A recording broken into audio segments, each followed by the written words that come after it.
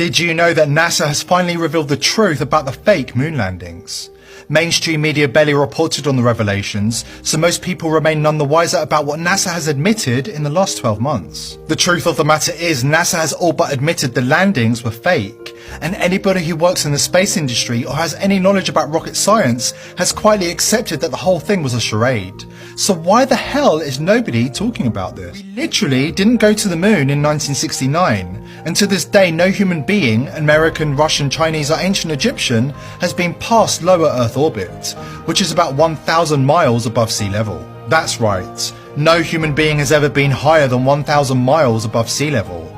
Except for those times we went to the moon, which is 240,000 miles away.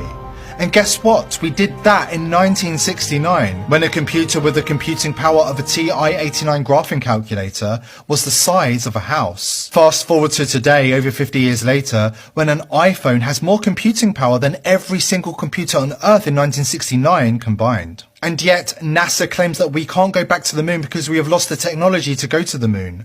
Apparently, it was destroyed, but they won't tell us how or why. I'd go to the moon in a nanosecond. The problem is we don't have the technology to do that anymore. We used to, but we destroyed that technology, and it's a painful process to build it back again.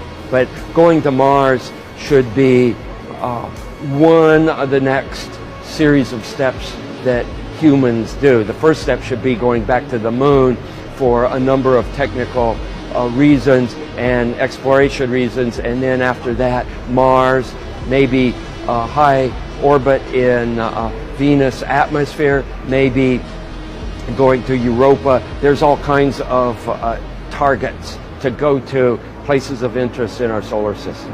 The only limit to human future is in our own imagination. Seems legit, but it gets even worse. Tired of people asking to analyse the original moon landing tapes, NASA had to admit that they lost them.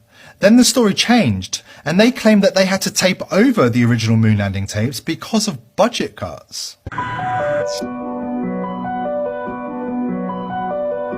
Here goes Neil Armstrong, Buzz Aldrin, step down on the moon, right? One giant step for all of us. Most amazing stories watched by, you know how many people? 600 million people. And we're getting a picture on the TV. We all know them. They're blurry. They're really terrible. You look at them and you're like, they're ghosts. You can kind of see through them. And it's why there's controversy about the moon landing in the first place, because people are like, they faked it. Look at it. It's like bad special effects. Thing is, the camera on the lunar module was designed for scientific purposes, not broadcast television. It sent this crystal clear signal to 2 remote tracking stations in Australia, which fed it through to a small monitor in Sydney, the one in that Polaroid. But to broadcast that signal from Sydney to the rest of the world, it first had to be converted. Here's the great part, is that there's crystal clear, perfect footage of those tapes. As the grainy signal reached American households and televisions around the world, magnetic tape was capturing that same clear view that the technicians at the tracking stations were seeing on their specially modified screens. Ready to cry a little bit? You know what they think happened to the original moon tapes? Is they might have been taped over. Taped over, right? It's not a cassette, it's not an old mixtape from college. And I do want to tell you, my great mixtapes, you know, there was Melty Fresh, Belle Biv de Melts, Please Melts, Don't Hurt 'Em. Those tapes were precious to me. I still didn't tape them over. These are the moon landings. But I'm just an eternal optimist. I'm like a dog with a bone. I won't let go. The very small possibility exists that somebody took those tapes and kept it in his garage or in his attic or wherever. Apparently they have since found the original tapes in a suburban garden shed in Las Vegas. Conveniently for NASA, they weren't found in a Hollywood basement used by Stanley Kubrick. The drama original footage of mankind's greatest achievement. Because of budget cuts, really. And the fact that the TV broadcast watched by hundreds of millions was not sent directly to TV stations, but was rather a projection of the broadcast off a wall, which was then recorded and sent out. Doesn't sound like NASA are covering their tracks or anything. Let's face facts. Everything that was done 50 years ago is 1,000 times cheaper and easier to do today.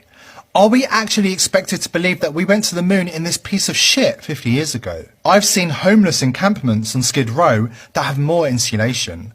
I've seen Met Gala costumes that look sturdier than that. It's all so implausible. Who shot the event from outside the capsule? How is the American flag waving? Why do the shadows look like they are the result of multiple light sources? Why is the letter C visible on one of the rocks, which happens to look like a prop on a film set? And don't forget about the time NASA astronaut Alan Shepard supposedly sneaked a golf club and some balls onto Apollo 14 and played golf on the moon. Hold on, how do you sneak a golf club onto a spacecraft when every cubic inch and ounce is accounted for?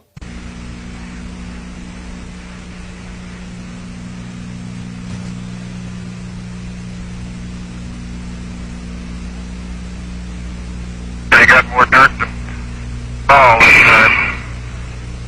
More dirt than ball, here we go again. That looked like a slice to me, Al. Here we go. 3 the time, one more.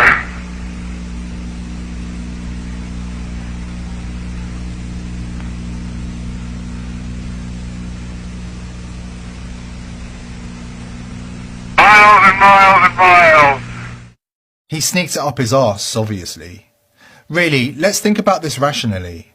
In 1969, we sent a tiny homeless tent covered in aluminium foil 250,000 miles away to a precise location when even being 1/1000th of an inch off in any part of the launch would have caused the ship to miss the moon by thousands of miles. And yet we landed it, we played golf, and now we can't even get humans past 1,000 miles above sea level. Perhaps the final word should go to Buzz Aldrin. According to Buzz, we didn't go to the moon at all. But he didn't stop there. Listen to what he says to the hundreds of millions of people around the world who were affected by the moon landing. It's called mass formation psychosis. The elite have been using this technique to brainwash the masses since 1969. Why has nobody been to the moon in such a long time? That's not an 8-year-old's question. That's my question. I want to know, but I think I know. Because we didn't go there, and that's the way it happened. And if it didn't happen, it's nice to know why it didn't happen, so in the future, if we want to keep doing something, we need to know why something stopped in the past that we wanted to keep it going.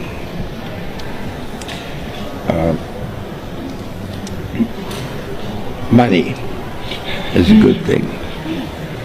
If you want to buy new things, new rockets, instead of keep doing the same thing over, then it's going to cost more money.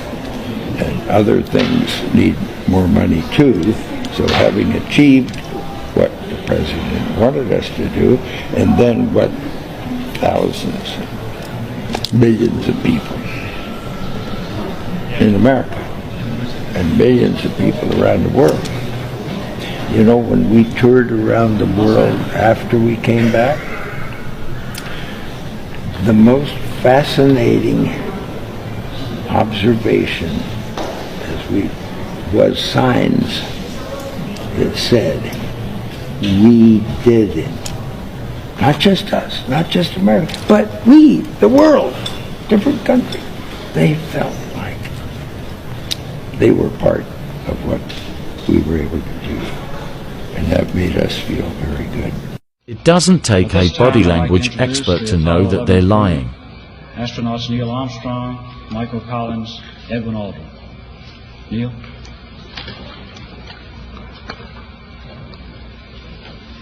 It was our pleasure to have participated in one great adventure.